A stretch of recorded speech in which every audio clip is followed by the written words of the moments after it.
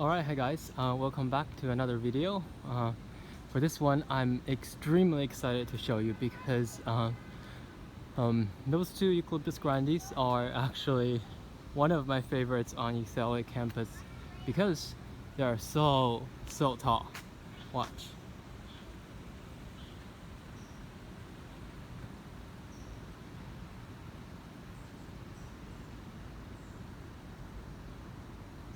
And the one back there is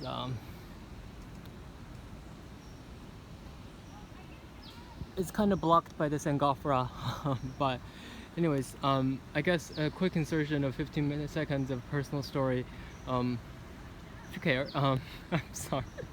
I used to work in that greenhouse for a summer, and when I was here, every time I would look out of that window and I would see this grandis, its canopy, and I would always admire it. But at that time, I knew less about eucalypts, so I felt like I still appreciated them, but didn't appreciate them as much as I could today.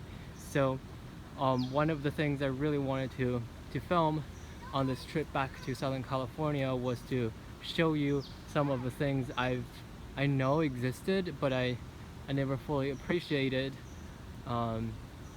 Yeah. Okay, so going back to the topic, this is Eucalyptus grandis. Grandis, large, big, I think that's what it means. It sounds pretty grand to me.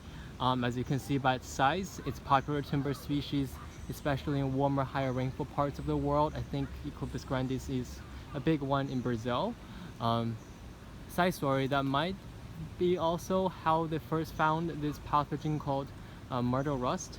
It's a fungus that can attack a lot of the Myrtaceae family species, like Eucalypt, Melaleuca, Callistemon, I don't know where the stress is, and especially some of the fleshier fruit ones like lilipilis. I think I have a video about lilipilis too. But anyways, it was first found in a Eucalyptus grandis plantation in Brazil, and now it's present in Australia. So terrible news. Alright, sorry for diverging again, I digress.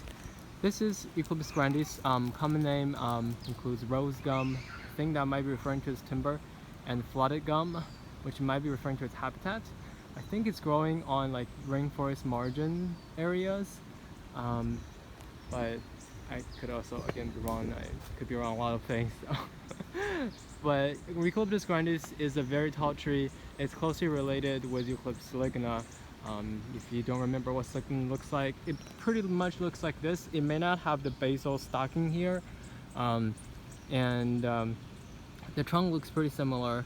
Right now this one is decorticating, shedding its bark. It's summer, so after it's all shed, it's beautiful, it's smooth.